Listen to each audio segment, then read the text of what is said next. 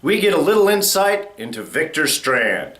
Nick proves once again that he was born to live in the apocalypse, and the rest of the families deal with some uninvited guests. All on this week's episode of Fear the Walking Dead, Season 2, Episode 4, Blood in the Streets. Alright, spoilers ahead, just so you've been warned. So we got a decent episode of Fear the Walking Dead this week. Some plus points, some minus points. We'll get into all that. But let's start off with the backstory of Victor Strand. And I think this really clues into a lot of the motivations, a lot of the reasons for the choices that he's been making since we first met him way back in Season 1 in Containment. And really his backstory starts out in the aftermath of Katrina. Victor Strand is there. He has invested a lot in property in New Orleans, which is all now quite literally underwater. He has lost his investment. He is in a down state. And this is where he meets Thomas Abigail. Yes, Abigail from the boat, which we learn, of course, later on as the story expands. And their first meeting is fraught with a bit of sexual tension. We don't really know what the relationship is going on with them. Is it just two guys chatting in a bar? Is this sort of friendless thing? Is this a business arrangement? But there is, again, that sexual tension that is going on. There is a couple of moments where it does feel like they might lean forward and kiss. And we do, of course, find out this is the beginning of their relationship. Starts out in a very Strand way, though, as he carries Thomas up to his room and drops him off drunkenly. He just sort of takes his wallet, pulls out the cards.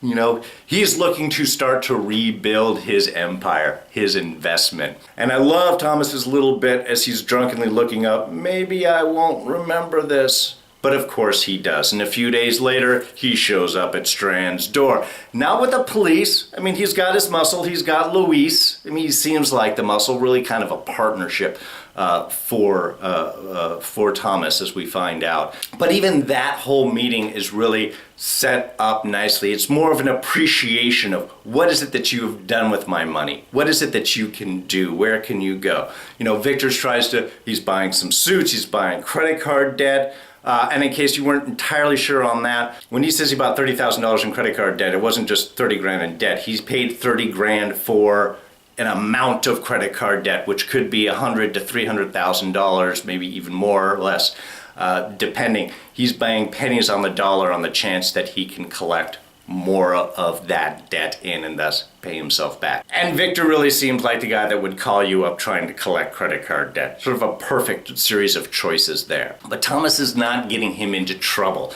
It's more, like he says, an appreciation of what it is that he did.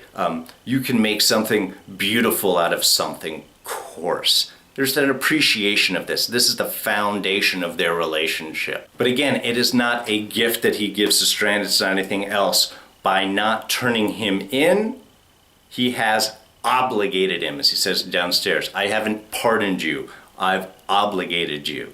Which is the same phrase that Strand uses on Nick. Again, back in Season 1 in Containment, when he saved Nick's life, that's what he told Nick. I've obligated you. And that really is the theme to this week's episode, is obligation. It is something that reoccurs throughout in everybody's circumstances. Now, if we go back to Nick, proving once again how perfect he was designed for this world. In the old world, yeah, he was a mess. In this world, he is the man. Sneaking up, and that opening sequence while he was sneaking up, swimming naked with his clothes in a bag, it was really trying to figure out what is it that's going on? Why is he doing this? They've got scuba gear and they've got wetsuits, but he's not bringing any of that. He's not caring so much about keeping his clothes really dry because he sort of redresses right there in the surf, which is going to get his clothes all wet again anyway. But he is actually going onshore for a mission for Victor. He is trying to go to an address and get Luis. And again, just all of that was really an incredibly well done series of scenes and moments when you have him moving through the very creepy tent city. I mean, that was another beautifully done bit, this sort of empty, windswept, just a few fires, but nothing going on. Tent city, really creepy in that. You've got the one walker that he pulls up and sort of guts out. And again, building on what he has learned. You know, in the last one when they were on the beach, when they had found all the luggage, he had gotten all covered up in blood and zombie guts, and the zombies didn't attack him. And here he's building on that. Takes that one walker down in a very just, again, very quiet, very direct scene. It really is just linking up Nick and the walkers and sort of their similarities and how he's able to just sort of blend in with them. When he takes them out, gets himself all grody, and then finds himself his way into the Abigail Estates, as we find out what it's called later on.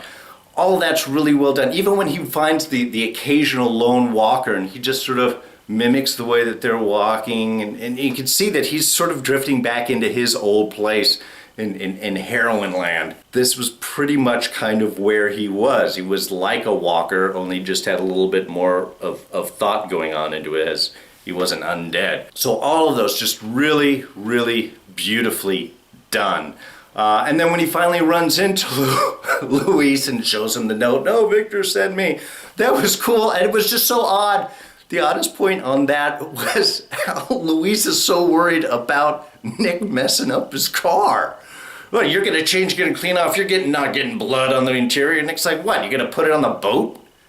You're actually concerned about this? And Luis's plan is, look, it's just, there's a reason for it, okay? That's just how it is. It's just, you really get to see the difference in the way people are viewing the world. Luis is still trying to hold on to everything's gotta be clean and crisp and nice. Worried about the leather in his car. Is it gonna get bloody in the midst of the walker apocalypse? Just kind of very interesting character work that goes on right there. But also through that, we find out about getting to Mexico, and that Victor's really only planned, well, the plan has been for only two people, for Luis and Victor, to get across the border and get down into Mexico, get to the property where Thomas Abigail is waiting for them. Nick is a little more concerned about, well, what about the other 7 people? Well, Victor must have thought of something, whereas Luis just responds to, well, Victor's impulsive.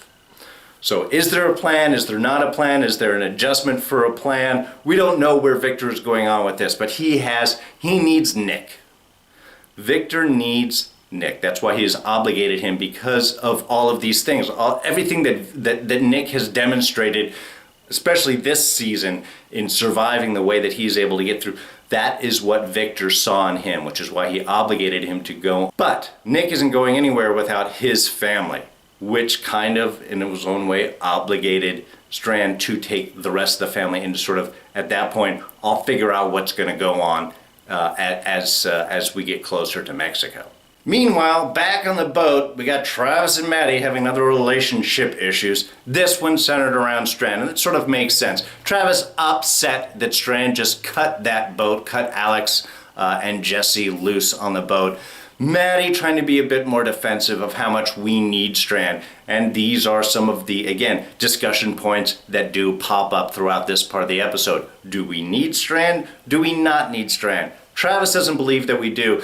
Maddie, on the other hand, there is a bit of a connection. There is sort of a similarity in character between Maddie and Strand, and I think that's probably something that can build and go on. But it's still the early stages. There's a lot of suspicion that's going on. Maybe too much, maybe not enough, as things eventually develop. We have the boat that shows up. And I don't know about all of you. I was certainly a little uncomfortable about a boat suddenly showing up, calling for help, not giving any reasons, just kind of pushing forward. Why Maddie just takes the girl and drags her through the boat? I mean, they didn't bother to look at anything right there. She just, oh, someone's in trouble, and takes... This is a lot of the old world coming up. And let us remember again, it's less than 2 weeks into the apocalypse. Less than 2 weeks. As it started out way back in the shop at the very beginning of season 1, between episodes 3 and 4, there was a 9-day break. And then there was just a few more days until season 1 ended, and it's only been a couple of days since season 2 has begun. So again, week and a half, less than 2 weeks since the beginning of the apocalypse. So no, not everybody has adapted to this huge changing world and all the conditions and the dog-eat-dog viewpoints of it, which kind of makes sense of why the people on the boat got taken over by our visitors, by Reed and Jack and the girl, so quickly. But on the other hand, I think it was handled almost too quickly in the sense. Daniel seemed to go down very quick for somebody who was suspicious carrying a rifle. It was like one punch to Travis, then he grabbed Daniel's gun, and then it was all over with. It seemed rushed. And I think that is indicative of some of the problems that the show has had from the beginning. Now, my entry into the entertainment world was through stunts. I did fights and fight choreography. And one of the things that we ran into when doing fights is occasionally people want to do cool moves. They want to do the big fancy spinning kick. They want to do the big sword giant move. Something that looks cool, looks exciting, but doesn't really follow any motivation in with the fight. Doesn't seem to make any sense. We always had the response of, okay, you want to do the big giant spinning kick? That's awesome. But why doesn't that guy just step to the side and punch you in the face? So we were trying to do this without properly setting up the motivation, the justification of why this move would happen. We would call that cool move choreography. And that seems to be one of the main issues that follows up in with this show, is often they want to get to a situation without necessarily justifying how it is that they're getting there. And that's the problem that I had with the takeover of the boat. When Reed and Jack and the girl show up, everybody's got their gun. We got Chris, who's actually responding, I think, intelligently well. He's not just shooting at them, but he's holding up the gun. He's calling out for his dad. I don't really know the best choice to do. Again, this is only 2 weeks into the apocalypse. People haven't really made those big leaps, those big jumps yet. I think he started to handle it well, but Daniel is seasoned. Daniel is he's always there with the rifle or shotgun or whatever that is, the long gun, ready to go. It happened in the last episodes with when that other boat showed up in the first episode of this season. Everything else, he is ready to kind of go. But as soon as Alicia recognizes Jack's voice, which I thought was very cool, and says, "Jack?" It all goes down super quickly. Travis gets punched in the face. Reed just grabs Daniel's gun, which I thought was very oddly quickly done. I don't see why that had happened. And then it was all over. And that was it. It was a very quick motivation. Reed and Jack didn't even seem to bring guns on board with them. Were they just anticipating punching people, or they were going to grab whatever weapons were there? Again, all that didn't necessarily sort of make sense. So there just seemed to be a push to get to the families are captured. It is a hostage situation on the boat without really totally justifying what it is they're going there. So I think that was a little weak in the episode. And of course, the families might have done a little bit better if Daniel hadn't taken Victor's the clip out of Victor's gun on the deck. Again, that not trusting thing is starting to bite them in the butt. And at that point, Victor's like, well, nothing I can do here. I'm outie. Grabs the keys, grabs his phone, jumps the boat, and takes off. Where is he going? Probably my guess would be he would be following Nick to get back into shore and just try to make his way to the Abigail estates where Nick is going. That would be my guess of the motivation of what his idea was. Didn't totally work out well for him, but that's probably where he was going. Now, once all of that is done, we get to sort of move into everybody biding time, where we get into a little bit more of the intelligent motions. We've got Travis buying time, faking, I can get the boat started, but it's going to take me some time. Maddie really messing with the pregnant girl. There is a dark, dark side to Maddie, which continually sort of pops up throughout the series. Is she's trying to be the family person, trying to be the mom, trying to bring people together, but she can turn in a heartbeat and be very cruel, just messing with that lady, how was your baby? When was the last time you felt it kick? You know, if it turned into a zombie inside of you, it could just eat you. I mean, it was just really kind of gross ideas, and hits a few points. Is that what would happen? We don't know yet. That would be kind of cool to find out one way or the other. But buying time so that Daniel can try and escape. And I think Alicia was great. From a character standpoint, that acknowledgement that this is her fault, and it is. We can place blame lightly or heavily as we want, but it was her conversation with Jack on the radio which really clued them in to where they were, allowed them to be followed, and this eventual catch-up. So I do appreciate the fact that Alicia does acknowledge that it's her fault, and she is working to get it done. She is really working Jack. Now, how much of that might be true, how much about that might be manipulation, honestly, I don't think it matters. I think what really is behind it all, whether she has any feelings for Jack or not, she is working it to save her family. She is trying to get herself free. She is trying to get herself ingrained and trusted so that when it needs to happen, she can make the move that needs to happen to save the families, to try and escape, to do whatever needs to be done.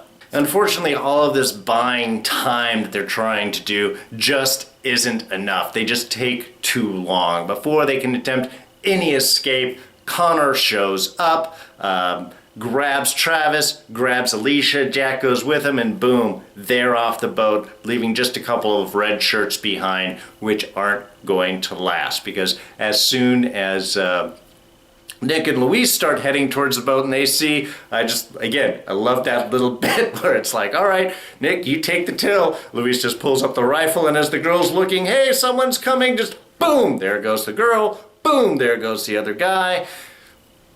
At this point, Daniel has finally gotten himself loose, grabs Reed, and again, Maddie, there's a bit of darkness in her because she does not hesitate, does not take a moment to grab the crowbar that Travis had sort of hidden away for them and just stab that right through Reed's abdomen. That was nasty. Beautiful, but nasty. And of course, Chris has already been kind of very edgy throughout this episode, so he's pushing that. He's willing to make it hurt. Just that quick turnaround. So now we are left with the situation of Travis and Alicia gone, but we got Luis on the boat. And I love, there was another bit where suddenly they're actually, that Nick has to say, hey, no, this is a friend, after Luis just saved their life. That at that point, that's where Daniel's going to grab the rifles like, whoa, who's this guy? He's the guy that just saved your life. Put the damn gun down. Little overreaction, little inconsistency in with things. Again, part of the small problems that the show is still working to overcome. But there is that great follow-up line, because again, the episode opened up with Travis saying, hey, we should just throw Strand overboard, and Maddie trying to defend him, and even Daniel has always been kind of very against Strand. He had taken the clip out of the rifle, which actually could have helped them in this situation, that lacking of trust. So when they're ready to go, and Luis says, we have to find Strand, and Daniel says, we don't need Strand. Luis has the perfect comeback. Oh yeah? Well, he didn't need you, and yet here you are. We can't get across the border without Strand. Immediately puts things in place. However we might disagree with how Strand is handling things, all of his motivation is really summed up. He's trying to get back to his guy. He has an obligation, whether or not it's a love relationship or a partnership with other things. I mean, Victor's a complex character. I don't think it's going to be quite that simple. But he's right. He didn't need all of these people. All he needed was Nick. But Nick wouldn't go, like I said, without the rest of the family. So therefore, he had to bring him along and try and figure that out. He was very right. Strand was very right when he had said he had filled his mercy quota. He had done what he could outside of what he needed to do, and now he was moving on. He is very much a results-oriented person. Not totally dark, not totally evil, but just viewing the world in a different way. And as this new world develops, probably a bit more in line with how things are supposed to be. But I think that's really, again, puts things in perspective and really clarifies stuff for the families. Hey, Strand didn't need you, and you're here. So we're going to go help Strand. And I thought that was a great moment at the very end, where we find Strand in the boat. The lifeboat has sunk. He is now just floating in the water. He's dying of hypothermia, and it's Maddie that shows up in the Zodiac to grab him. And you actually get to see Strand for the first time really in that weakened position where he needs someone. And it's Maddie that goes and grabs him, who is kind of his support. And again, there is a certain connection, I think, between the two of them, which will just continue to build up. But now they've got Victor. Travis and Alicia are missing. They're going to have to go after them. I think there's going to be some conflicts about carrying that out. But ultimately, if something goes down on the boat, nobody else knows how to fix it but Travis. And the families are not leaving family members behind. Anyway, that wraps things up for this week. Please press like if you did enjoy this review. Go ahead and hit that subscribe button right there. Join us every week. Comments in the section below if you've got some thoughts. I always appreciate them. Had some great conversations, so I'm going to throw some nice little shout outs. Terry Lockhart, you have been commenting on videos for Fear the Walking Dead and The Walking Dead for a long time. Always throw up some great comments, some great questions, a few wonderful ideas right there. So again, thank you so much. The Great Banana, Hemi30, Lola Martin, y'all had some wonderful comments in this week. Really appreciated that. And Mike Matthews, way back in the first episode of this season, also had a few nice comments for me, and I really want to give you a shout out and say thank you so much. Anyway, that's it for now. Join us next week. If you do want to see a few more other videos, I do have reviews of Agents of S.H.I.E.L.D. and Game of Thrones that I'm working on. You can always check those out. And other than that, I will see you guys next week. I'm D. Oh, and you can catch me on Twitter. I'm at Darren Jakes. Otherwise, I'll see you guys next week. Take it easy. Bye-bye.